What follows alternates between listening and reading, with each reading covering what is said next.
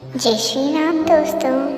आज मैं आपके लिए कहानी लेकर आई हूँ जिसका नाम है दयालु भोला हाथी। एक बार की बात है, एक जंगल में एक हाथी रहता था जिसका नाम भोला था। वो बहुत ही दयालु था। भोला हाथी ने जंगली रास्ते पर गिरे हुए पेड़ों को रास्ते से हटाने का काम ले रखा था। बारिश और तेज आंधी की वजह से बहुत से पेड़ रास्ते पर गिर गए थे और उन्होंने रास्ते को बंद कर दिया था। भोला ने गिरे हुए पेड़ों को अपनी मजबूत सूंड से पकड़कर हटा दिया और उन्हें साइड में कर दिया था। अब वो उन्हें एक गड्ढा बनाकर एक बड़े गड्ढे में डालकर अपना काम खत्म करने जा रहा था। भोला हाथी का यह काम देखकर उसके पास ही खड़ा उसका साथी कालू भालू खुशी से बोला, शाबाश भोला, अपना काम खत्म कर ताकि हम जाकर अपनी मजदूरी ले सके और मजे कर सके। यह सुनकर भोला ने एक बड़ा सा गड्ढा उठाया और एक गड्ढे तक ले गया, लेकिन उसने गड्ढा गड्ढे में नहीं गिराया।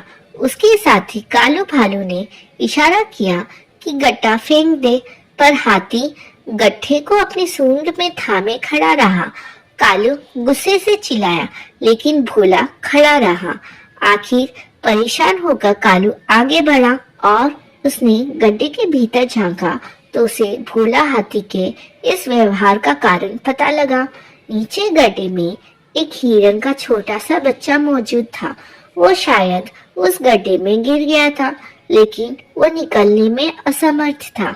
भोला हाथी ने तुरंत ही अपनी सूंड में दबे लकड़ी के गड्ढे को एक तरफ रखा और अपनी सूंड से हिरन के बच्चे की तरफ बढ़ा दी। हिरन का बच्चा सूंड का सहारा पाकर उस गड्ढे से बाहर निकल आया। कालू भालू भोला की यह दयालुता देखकर उसे सराहे बिना ना रह सका। दोस्तों, इस कहानी से हमें यह सीख मिलती है कि दयालुता और सहानुभूति का सही समय पर किया गया कार्य किसी की जिंदगी बदल सकता है। हमें अपने आसपास की समस्याओं को समझने और दूसरों की मदद करने का प्रयास करना चाहिए। जय श्री कृष्णा। राधे राधे। जय श्री कृष्णा दोस्तों।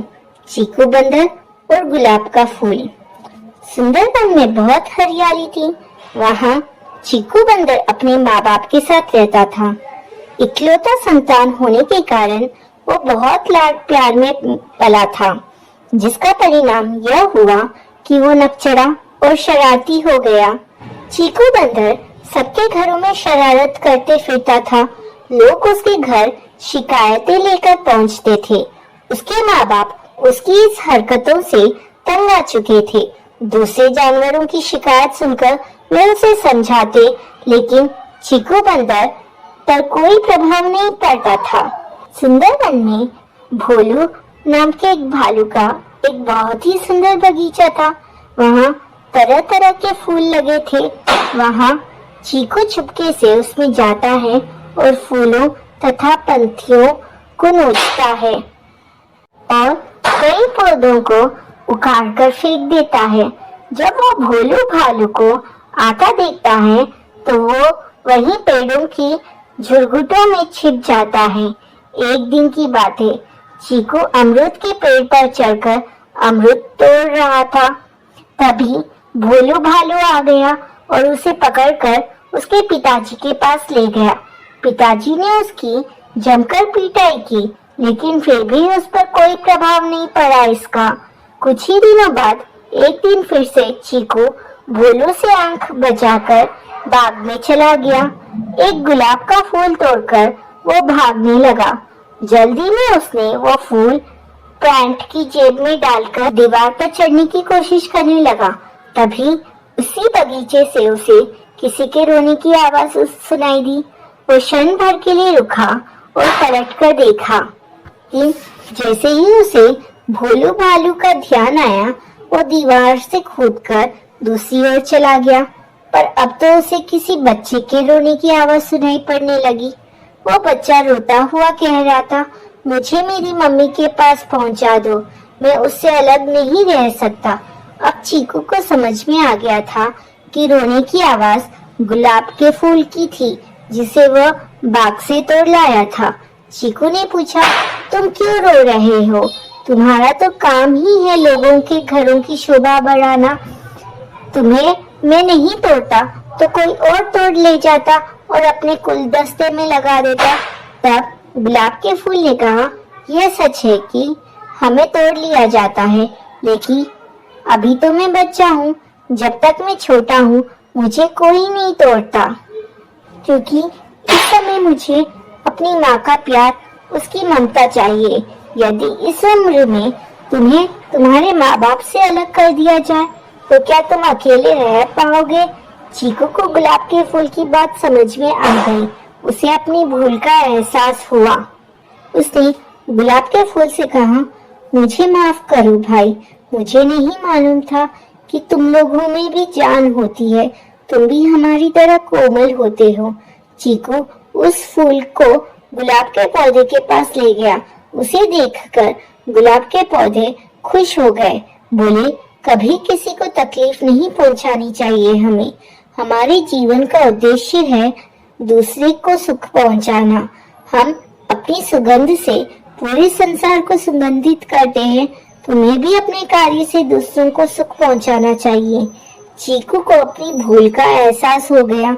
उसने वादा किया कि फिर कभी भी फूलों को नुकसान नहीं पहुंचाएगा। दोस्तों, इस कहानी से हमें यह सीख मिलती है कि किसी भी जीव को नुकसान पहुंचाना गलत बात है।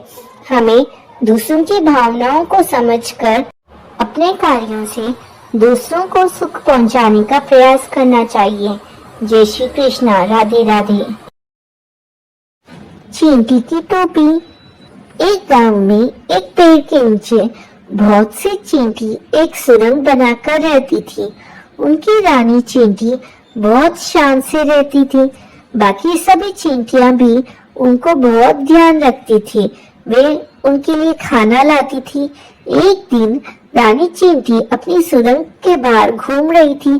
तभी उसने देखा एक छोटा सा बच्चा सिर पर टोपी लिए घूम रहा है। रानी चींटी कहती है, तुम सभी चींटियां सुन लो, मुझे एक सुंदर सी टोपी चाहिए। गांव के दर्जी से पूछकर आओ, क्या वो मेरे लिए टोपी बना देगा? यह बात सुनकर कुछ चींटियां दर्जी से पूछने जाती है। तब दर्जी कहता है कि वो टोपी बना लेगा, लेकिन अपनी रानी चींटी के सिर का नाप लेकर आना है तुम्हें। चींटियां वापस आकर रानी चींटी को सारी बात बताती है। तब रानी चींटी कहती है, उससे कहो वो कल मेरा नाप लेने आए। इस पर दर्जी मना कर देता है, क्योंकि उसके पास इतना छोटा फीता नहीं था। रानी चींटी ये बात सुनकर उदास हो जाती है। उसे देखकर बाकी सारी चींटियां भी परेशान हो जाती है। फिर वे एक ऐसे दर्जी की तलाश में जाती है जो रानी चींटी के लिए हैट बना सके, लेकिन उन्हें कोई नहीं मिलता। इधर रानी चींटी को कुछ नहीं अच्छा लग रहा था। वो खाना भी कम खा रही थी। वो दिन भर अपनी सुरंग में आईने के सामने बैठी रहती और कहती, काश कोई मेरे लिए सुंदर सी टोपी बना दे। वहीं पास में दूसरे बिल में एक चूहा रहता था। वो रानी चींटी की बात सुन लेता है। चूहा उसके पास जाता है और कहता है, बहन चिंता मत करो, मेरी पत्नी तुम्हारे लिए टोपी बना देगी। यह सुनकर रानी चींटी बहुत खुश हो जाती है। इधर चूहा अपनी चूहिया से इस बारे में बात करता है। चूहिया अपनी पूंछ से रानी चींटी के सिर का नाप ले लेती है और फिर एक सुंदर सी टोपी बनाकर दे देती है। रानी चींटी उस टोपी को देखकर बहुत खुश होती है। उसे देखकर सभी चींटियां भी खुश हो जाती है। रानी चींटी कहती है, आप दोनों ने मेरी इच्छा पूरी की है। अगर मैं आपके कोई काम आ सकूं तो मेरी सारी चींटियां आपकी सेवा में हाजिर है। तब चूहा कहता है, नहीं बहन, हमने ये सब अपनी मर्जी से किया है। इस पर रानी चींटी कहती है, वैसे आपको कभी भी हमारी जरूरत हो तो हमें आपके लिए अपनी जान भी दे देंगे। कुछ दिन बाद गांव में बहुत तेज बारिश होती है। चूहा चूहिया और सारी चींटियां पेड़ के ऊपर चढ़ जाती है। तभी एक हाथी बारिश में नहाता हुआ वहां से गुजर रहा था। चूहा उसे देखकर हंसने लगा। उस हाथी को लगा कि यह चूहा उसका मजाक उड़ा रहा है, इसलिए उसने पेड़ पर जोरदार टक्कर मारी, जिससे चूहा और चूहिया नीचे गिर गए। दूर से चींटियां ये सब देख रही थी। हाथी जैसे ही अपने पैर के नीचे उन्हें कुचलने के लिए आगे बढ़ा, तब कुछ चींटियां हाथी के सूंड में घुस गईं और उसे इधर उधर काटने लगी। इस वजह से हाथी सब भूलकर सूंड को इधर उधर हिलाने लगा। इसी बीच मौका पाकर चूहा और चूहिया वहां से भाग जाते हैं और छिपकर उसी पेड़ पर बैठ जाते हैं। हाथी के सूंड में से चींटियां अब निकलकर जल्दी से पेड़ पर चढ़ जाती हैं। हाथी जब देखता है कि चूहा चूहिया भाग गए तो वह उन्हें इधर उधर ढूंढने लगता है। कुछ देर बाद वो वापस जंगल में चला जाता है। चूहा कहता है, आपका बहुत धन्यवाद। अगर आप हमारी मदद नहीं करती तो हम दोनों आज मर चुके होते। इस पर रानी चींटी कहती है, आपने भी तो मेरे लिए बहुत कुछ किया है। और इस तरह चूहा, चूहिया और चींटियां सब मिलकर रहने लगते हैं। चतुर खरगोश। एक बार की बात है, एक जंगल में एक खरगोश रहता था। सर्दियों के दिन थे। खरगोश का गाजर खाने का बहुत मन था। वो गांव की ओर चल देता था। गांव में जाने से पहले खेतों में उसे गाजर की खुशबू आने लगती है। वो एक गाजर के खेत में छिपकर बैठ जाता है। तभी वो देखता है कि उस खेत का मालिक किसान गाजर इकट्ठी कर रहा है। किसान सारी गाजर इकट्ठी करके घर की ओर चल देता है। खरगोश भी उसके पीछे पीछे चल देता है। घर पहुंचकर किसान अपने छोटे से बेटे से कहता है, बेटे, ये गाजर रखी है, मैं खेत में काम निपटा कर आता हूँ, तो इनका ध्यान रखना। कल हम इन्हें शहर में बेचने जाएंगे। खरगोश की बातें सुनकर सोचता है कि मुझे आज ही यह गाजर चुरानी पड़ेगी, कल तो ये इसे शहर में बेच देंगे। किसान के जाने के बाद वो धीरे धीरे गाजर के ढेर के पास पहुंच जाता है, लेकिन वो लड़का उसे देख लेता है। लड़का एक डंडा लेकर उसे भगाने लगता है। तभी खरगोश लड़के से कहता है, भाई, मैं तो तुम्हारी मदद करने आया था। मुझे गाजर का जरा भी लालच नहीं है, मेरे पास तो बहुत गाजर है। तब लड़का उससे पूछता है, तू कैसे मेरी मदद करने आया है? तब खरगोश कहता है, शहर में मैंने देखा है लोग गाजर कम खाते हैं, इसलिए तुम्हारी गाजर कम दाम में बिकती है। अगर तुम गाजर का हलवा बनाकर बेचो तो बहुत अच्छे दाम में बिक जाएगा, 4 गुना दाम मिलेगा तुम्हें। यह सुनकर वो लड़का बहुत खुश होता है और कहता है, अच्छा, लेकिन मुझे तो हलवा बनाना नहीं आता है। इस पर खरगोश कहता है, तुम क्यों चिंता करते हो?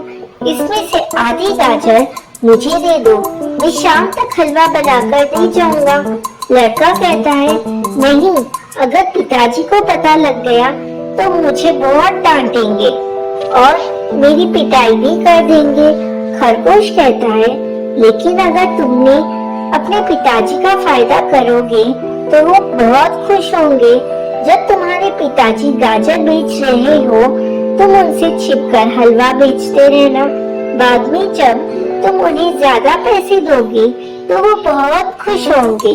यह सुनकर लड़का उसकी बातों में आ जाता है और उसे आधी गाजर दे देता है।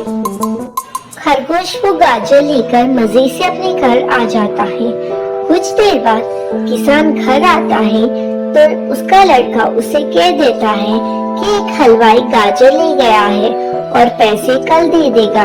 अगले दिन किसान का बेटा खरगोश का इंतजार करता रहता है। लेकिन वो नहीं आता। उसे बहुत गुस्सा आता है। शाम को जब किसान उससे पूछता है तो वो उसे अपनी सारी बात बता देता है। किसान कहता है, मूर्ख, कभी खरगोश भी गाजर का हलवा बना सकता है क्या? वो तुझे मूर्ख बनाकर गाजर ले गया। और किसान अपने बेटे की पिटाई कर देता है। दोस्तों, इस कहानी से हमें यह शिक्षा मिलती है कि लालच बुरी बला है। हमें कभी भी लालच नहीं करना चाहिए। बहुत समय पहले की बात है। जंगल में 4 मित्र रहते थे। उन चारों का स्वभाव काफ़ी अलग था, किंतु वे पक्के दोस्त थे। किसी एक की मुश्किल में सभी मिलकर मदद करते थे।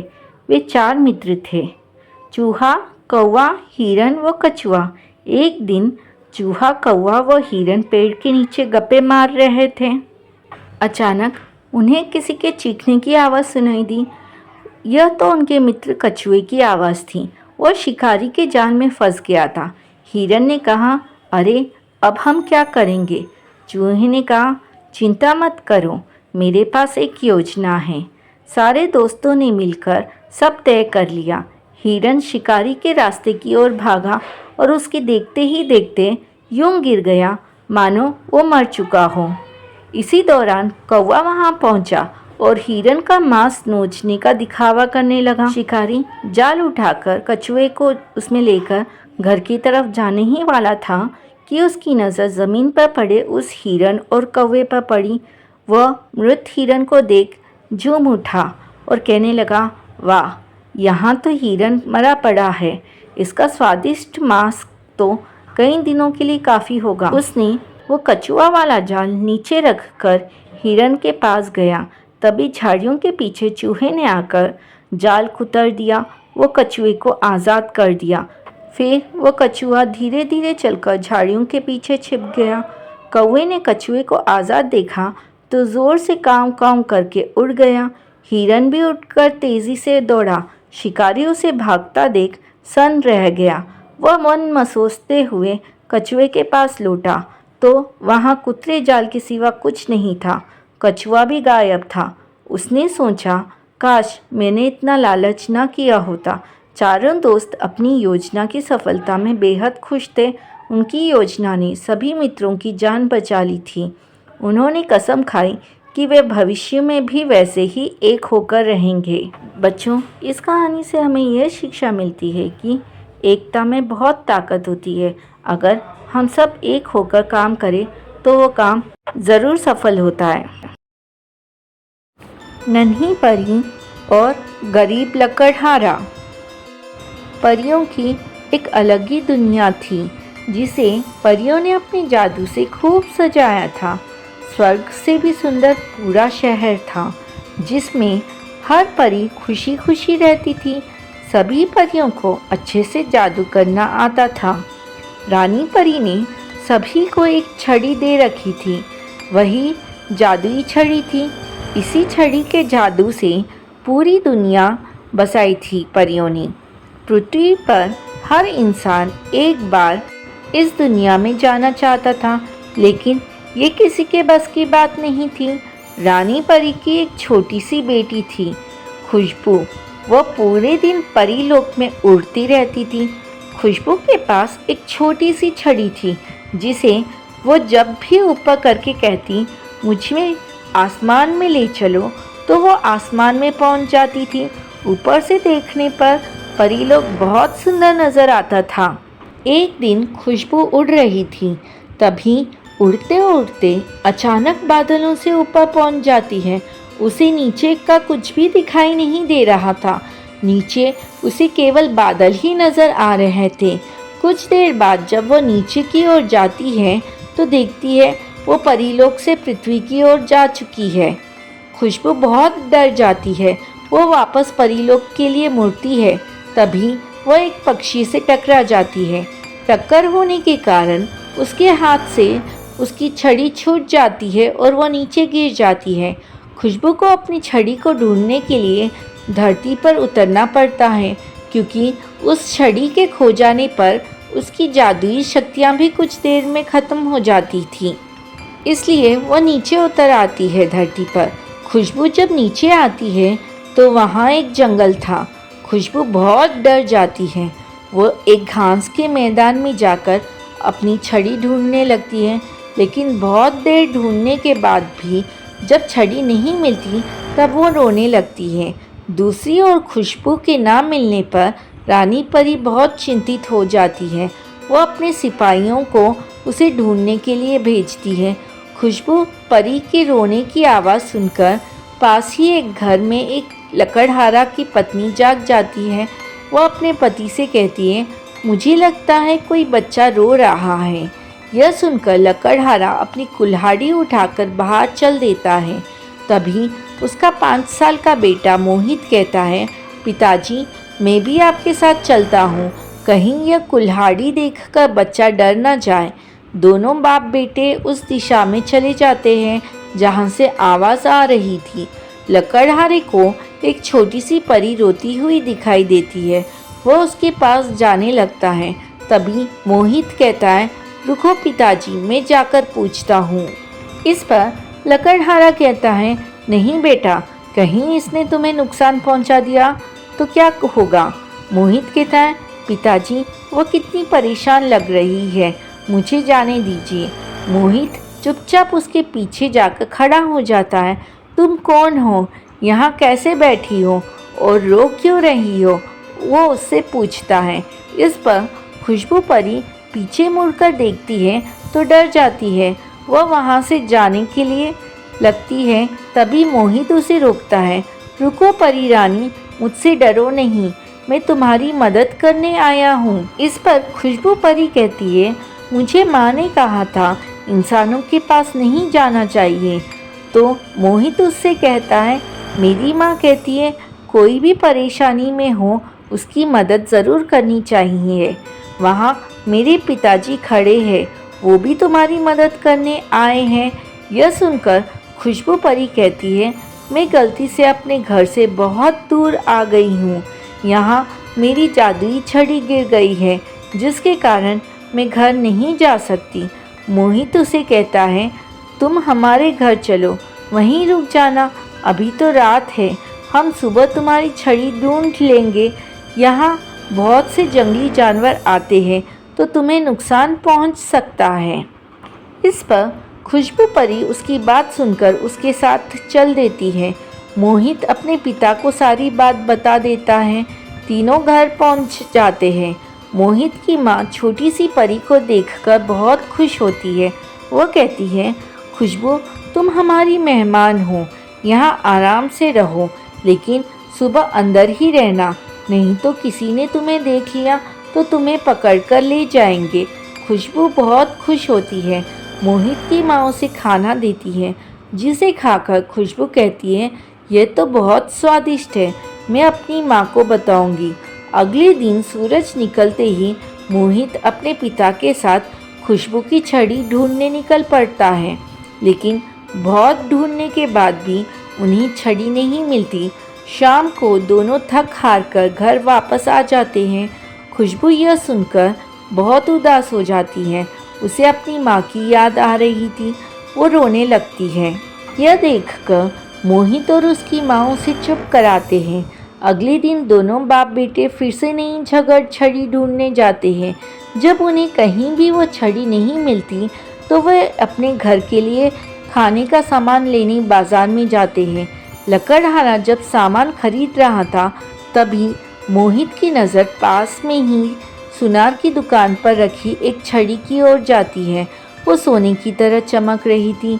मोहित उसे देखता है कि यह तो बिल्कुल वही छड़ी है जैसे परी ने बताई थी। मोहित अपने पिता को सारी बात बता देता है। लकड़हारा सुनार के पास पहुंचता है।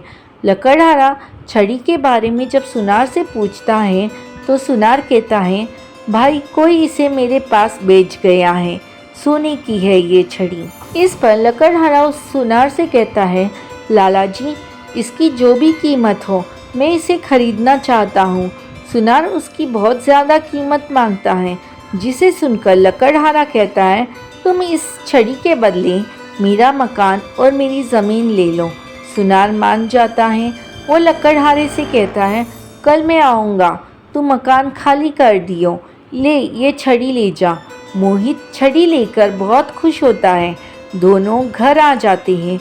मोहित खुशबू को वो छड़ी दे देता है। खुशबू छड़ी पाकर बहुत खुश होती है और वो कहती है, आपने मेरी बहुत मदद की है। आपको हमेशा याद रखूंगी और आपसे मैं मिलने भी आऊँगी। मोहित की माँ कहती है, ठीक है बेटी, हम भी तुमसे मिलकर बहुत खुश हुए। तीनों मिलकर खुशबू परी को विदा करते हैं। खुशबू परी छड़ी की मदद से उड़कर बादलों के पार चली जाती है। उसके जाने के बाद तीनों बहुत उदास हो जाते हैं क्योंकि उनका घर और ज़मीन सब चला गया था।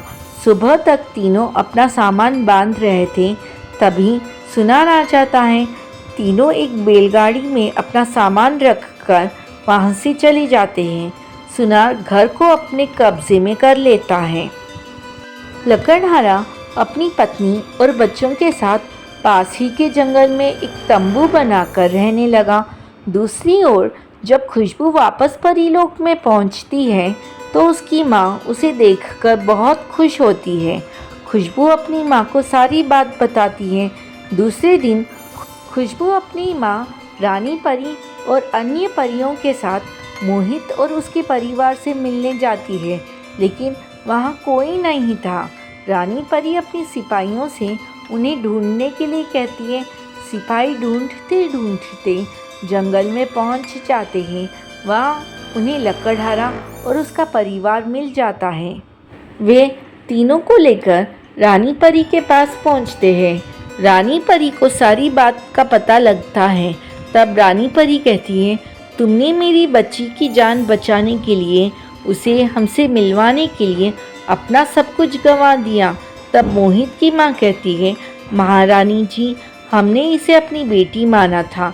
यह आपसे मिलने के लिए बहुत उदास थी, इसलिए इसकी खुशी से अधिक हमें कुछ नहीं लगा। रानी परी अपने सिपाहियों को भेजकर सुनार को छड़ी से 2 गुना सोना भेजकर मकान और ज़मीन छुड़वा लेती है। मोहित और उसके परिवार को वापस अपना घर मिल जाता है। जब वे घर के अंदर जाते हैं तो उनके घर में सोने चांदी का भंडार लगा हुआ था। रानी परी कहती है, ये खजाना कभी खत्म नहीं होगा। इस पर मोहित की माँ ने कहा, ये सब हमने किसी लालच में नहीं किया था। तब रानी परी कहती है, ये मैं अपनी खुशी से दे रही हूँ, और हाँ, हम तुमसे मिलने आते रहेंगे। अब हमें जाना होगा। रानी परी खुशबू को लेकर चली जाती है। मोहित और उसका परिवार अब बहुत मज़े से रहने लगते हैं। सच्चा दोस्त। एक घने जंगल में एक हिरन और खरगोश बहुत अच्छे दोस्त थे। हिरन का नाम था चंचल और खरगोश का नाम था बुद्धू। चंचल अपनी तेजी और सुंदरता के लिए जाना जाता था, जबकि बुद्धू अपनी चतुराई के लिए। ये दोनों रोज जंगल में खेलते और एक दूसरे का साथ बहुत एंजॉय करते थे। एक दिन जब वे खेल रहे थे, एक शिकारी ने चंचल को देखा और उसे पकड़ने की योजना बनाई।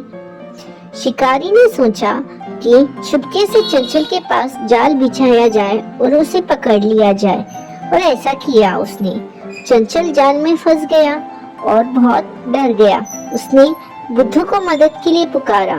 बुद्धू ने देखा कि चंचल मुसीबत में है और उसने तुरंत एक योजना बनाई। वो शिकारी के पास गया और उसे दूसरी दिशा में भटकाने लगा। बुद्धू ने शिकारी को दूर एक और हिरन के होने का झूठा विश्वास दिलाया। शिकारी बुद्धू के झांसे में आ गया और उस दिशा में चला गया। इस बीच बुद्धू ने चंचल को जाल से मुक्त कर दिया। जब शिकारी वापस आया तो उसने देखा कि चंचल जाल से गायब है। वो बहुत गुस्से में था, लेकिन उसे कुछ समझ नहीं आया। उधर चंचल और बुद्धू जंगल की गहराई में भाग गए और सुरक्षित हो गए। इस घटना के बाद चंचल और बुद्धू की दोस्ती और भी मजबूत हो गई। चंचल ने बुद्धू की चतुराई और साहस की बहुत प्रशंसा की। बुद्धू ने चंचल से कहा, दोस्ती में सबसे बड़ी बात एक दूसरे की मदद करना है और मैं हमेशा तुम्हारे साथ हूँ।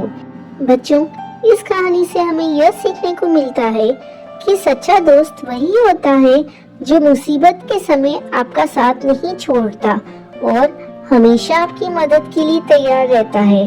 चंचल और बुद्ध की कहानी आज भी जंगल में सच्चे दोस्ती की मिसाल के रूप में सुनाई जाती है। एक बार की बात है, एक बार एक कौवे ने एक जीव को अपनी चोंच में दबा लिया और उड़कर किनारे पर जाकर एक उपयुक्त स्थान देखने लगा। उपयुक्त स्थान देखकर कौवे ने उसे चोंच से निकालकर पंजे में दबा लिया। कौवे की चोंच में दबा हुआ वो जीव एक नन्हा सा मेंढक था।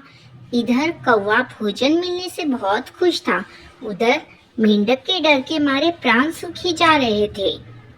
वो अपने मन में सोच रहा था कि अगर मैंने कुछ नहीं किया तो आज तो मेरी मृत्यु पक्की है। कुछ तो उपाय करना ही चाहिए, नहीं तो ये कौवा आज मुझे खाकर ही मानेगा। तभी उसके मन में एक युक्ति आई। विचार आते ही उसने हिम्मत बांधते हुए उस कौवे से कहा, प्यारे दोस्त, अगर आप बुरा ना मानो तो मैं आपसे एक बात कहना चाहता हूँ।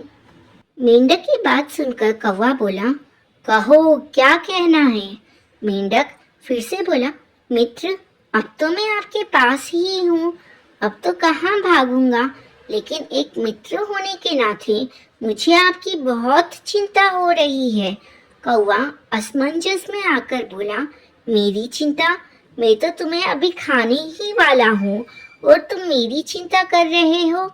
आप मुझे कुछ भी समझे, पर मैं तो आपका मित्र हूँ और आपको अपना मित्र ही मान चुका हूँ, क्योंकि आपने मेरी जान बचाई है। मैं तो पानी में डूबा जा रहा था, आप ना होते तो मैं तो मर गया होता, इसलिए मैं भी आपकी मदद करना चाहता हूँ। मेंढक ने बोला। इस पर कौवे ने बोला, तुम मेरी मदद कैसे करोगे? तब मेंढक बोला, मित्र, आपकी चोंच बहुत प्यारी है, किंतु मेरी चमड़ी बहुत ही मोटी है। देखो तो कितनी मोटी है। मुझे खाने में कहीं आपकी प्यारी सी मासूम सी चोंच को चोट ना लग जाए। आपकी चोंच कैसे मेरी इस मोटी चमड़ी को उखाड़ पाएगी? मुझे तो आपकी चोंच पर बहुत दया आ रही है। कौवा मेंढक की बात सुनकर कुछ सोच में पड़ गया। उसे सच में मेंढक की बातों पर यकीन हो गया। कुछ सोचकर कौवे ने मेंढक से पूछा, तो मुझे क्या करना चाहिए मेंढक भाई? आप इस पर मेंढक ने कहा, आप इसको पत्थर पर रगड़कर पैनी कर ले। ऐसा करके आपकी चोंच भी पैनी हो जाएगी, तब आसानी से आप मुझे खा सकोगे। अब कौवा सोचने लगा, मेंढक कह तो सही रहा है। ऐसा सोचकर कौवा उसके कहे अनुसार कार्य करने लगा। अब कौवा पूरी तरह उसकी बातों में आ गया। उसने मेंढक को नीचे छोड़ा और पत्थर पर अपनी चोंच रगड़ने लगा। उधर कौवा अपनी चोंच को रगड़कर पैनी कर रहा था और उसका ध्यान अपनी चोंच पर ही था। ये देखते ही मेंढक उछलता हुआ पत्तों में छिप गया। जब तक कौवा कुछ कर पाता, तब तक तो मेंढक जा चुका था। कौवे ने मेंढक को हर तरफ देखा, लेकिन उसे मेंढक नहीं मिला, क्योंकि मेंढक वहां से जा चुका है। अब कौवा समझ गया कि मेंढक ने उसे बेवकूफ बनाया है और वो बन भी गया। मेंढक ने अपनी जान बचाने के लिए उसे बातों में फंसाया था। कौवा मायूस होकर सोचने लगा, गलती हमारी ही है, मैंने ही उस पर भरोसा करके गलती कर दी, साथ ही अपना भोजन भी गंवा दिया। दोस्तों, इस कहानी से हमें यह शिक्षा मिलती है कि हमें अपने लक्ष्य पर नज़र गड़ाए रखनी चाहिए। छोटी सी भी गलती हमारे लक्ष्य को हमसे दूर कर सकती है। बहुत समय पहले की बात है। एक गांव में एक चरवाहा रहा करता था। उसके पास कई सारे भेड़ थी, जिन्हें चराने वह पास के जंगल में जाया करता था। हर रोज सुबह वो भेड़ों को जंगल ले जाता और शाम तक वापस लौट आता था। पूरा दिन भेड़ घास चरती और चरवाहा बैठा बैठा ऊबता रहता। इस वजह से वह हर रोज खुद का मनोरंजन करने के लिए नए नए तरीके ढूंढता रहता था। एक दिन उसे एक नई शरारत सूझी। उसने सोचा क्यों ना इस बार मनोरंजन गांव वालों के साथ किया जाए। यही सोचकर उसने जोर जोर से चिल्लाना शुरू कर दिया, बचाओ बचाओ, भेड़िया आया है, भेड़िया आया है। उसकी आवाज सुनकर गांव वाले लाठी और डंडे लेकर दौड़ते हुए उसकी मदद करने आए। जैसे ही गांव वाले वहां पहुंचे, उन्होंने देखा कि वहां कोई भेड़िया नहीं है और चरवाहा पेट पकड़ पकड़ कर हंस रहा था। हा हा हा, बड़ा मजा आया, मैं तो मजाक कर रहा था, कैसे दौड़ते दौड़ते आए हो सब, हा हा हा। उसकी ये बातें सुनकर गांव वालों का चेहरा गुस्से से लाल पीला होने लगा। एक आदमी ने कहा कि हम सब अपना काम छोड़कर तुम्हें बचाने आए हैं और तुम हंस रहे हो। ऐसा कहकर सभी लोग वापस अपने काम की ओर चले गए। कुछ दिन बीतने के बाद गांव वालों ने फिर से चरवाहे की आवाज सुनी, बचाओ बचाओ, भेड़िया आया है, बचाओ। ये सुनते ही वो फिर से चरवाहे की मदद करने के लिए दौड़ पड़े। दौड़ते दौड़ते आवाज गांव वाले वहां पहुंचे तो क्या देखते हैं? वो देखते हैं कि चरवाहा अपने भेड़ों के साथ आराम से खड़ा है और गांव वालों की तरफ देखकर जोर जोर से हंस रहा है। इस बार गांव वालों को और गुस्सा आया। उन सभी ने चरवाहे को खूब खरी खोटी सुनाई, लेकिन चरवाहे को अकल ना आई।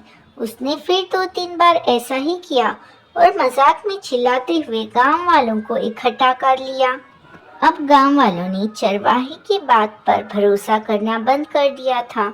एक दिन गांव वाले अपने खेत में काम कर रहे थे और उन्हें फिर से चरवाहे की चिल्लाने की आवाज आई, बचाओ बचाओ, भेड़िया आया है, भेड़िया आया है, बचाओ।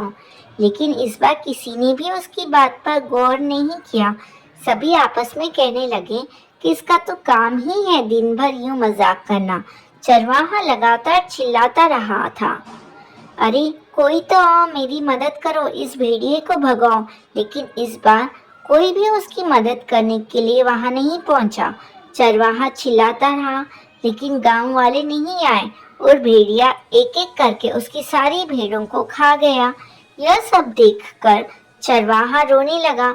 जब बहुत देर तक चरवाहा घर नहीं आया तो गांव वाले उसे ढूंढते ढूंढते हुए जंगल पहुंचे। वहां पहुंचकर उन्होंने देखा कि चरवाहा पेड़ पर बैठा रो रहा है। गांव वालों ने किसी तरह चरवाहे को पेड़ से उतारा। उस दिन चरवाहे की जान तो बच गई, लेकिन उसकी प्यारी भेड़ें भेड़िए का शिकार बन गई थी। चरवाहे को अपनी गलती का एहसास हो गया था और उसने गांव वालों से माफी मांगी। चरवाहा बोला, मुझे माफ कर दो भाइयों, मैंने झूठ बोलकर बहुत बड़ी गलती कर दी, मुझे ऐसा नहीं करना चाहिए था। दोस्तों, इस कहानी से हमें यह सीख मिलती है कि कभी भी झूठ बोलना नहीं चाहिए। झूठ बोलना बहुत बुरी बात है। झूठ बोलने की वजह से हम लोगों का विश्वास खोने लगते हैं और समय आने पर कोई भी हमारी मदद नहीं करता। बहुत पुरानी बात है, किसी घने जंगल में एक तालाब था जिसमें ढेर सारे मेंढक रहते थे। उन्हीं में एक मेंढक अपने 3 बच्चों के साथ रहता था। वो सभी तालाब में रहते थे और खाते पीते थे। उस मेंढक की सेहत अच्छी खासी हो चुकी थी और वो उस तालाब में सबसे बड़ा मेंढक बन चुका था। उसके बच्चे उसे देखकर काफ़ी खुश होते थे। उसके बच्चों को लगता कि उनके पिता ही दुनिया में सबसे बड़े और बलवान हैं। मेंढक भी बच्चों को अपने बारे में झूठी कहानियाँ सुनाता और उनके सामने शक्तिशाली होने का दिखावा करता था। उस मेंढक को अपने शारीरिक कद काठी पर बहुत घमंड था। ऐसे ही दिन बीतते गए। एक दिन मेंढक के बच्चे खेलते खेलते तालाब से बाहर चले गए। वो पास के एक गांव पहुँचे। वहाँ उन्होंने एक बैल को देखा और उसे देखते ही उनकी आंखें खुली की खुली रह गई। उन्होंने कभी इतना बड़ा जानवर नहीं देखा था। वो बैल को देखकर डर गए और बहुत ज़्यादा हैरान हो गए। वो बैल को देखे जा रहे थे और बैल मज़े से घास खा रहा था। घास खाते खाते बैल ने ज़ोर से हुंकार लगाई। बस फिर क्या था, मेंढक के तीनों बच्चे डर के मारे भागकर तालाब में अपने पिता के पास आ गए। पिता ने उनके डर का कारण पूछा। उन तीनों ने पिता को बताया कि उन्होंने उनसे भी विशाल और ताकतवर जीव को देखा है। उन्हें लगता है वो दुनिया का सबसे बड़ा और शक्तिशाली जीव है। यह सुनते ही मेंढक के अहंकार को ठेस पहुंच गई। उसने एक लंबी सांस भरकर खुद को फुला लिया और कहा, क्या वो उससे भी बड़ा जीव था? उसके बच्चों ने कहा, हाँ, वो तो आपसे भी बड़ा जीव था। मेंढक को गुस्सा आ गया। उसने और ज्यादा मांस भरकर खुद को फुलाया और पूछा, क्या अब भी वो जीव बड़ा था? बच्चों ने कहा, ये तो कुछ भी नहीं, वो आपसे कई गुना बड़ा था। मेंढक से वो सुना नहीं गया। वो सांस फुला फुला कर खुद को गुब्बारे की तरह फुलाता चला गया। फिर एक वक्त आया जब उसका शरीर पूरी तरह फूल गया और वो फट गया और अहंकार के चक्कर में वो अपनी जान से हाथ धो बैठा था। दोस्तों, इस कहानी से हमें यह सीख मिलती है कि कभी भी किसी बात का घमंड नहीं करना चाहिए। घमंड करने से खुद का ही नुकसान होता है।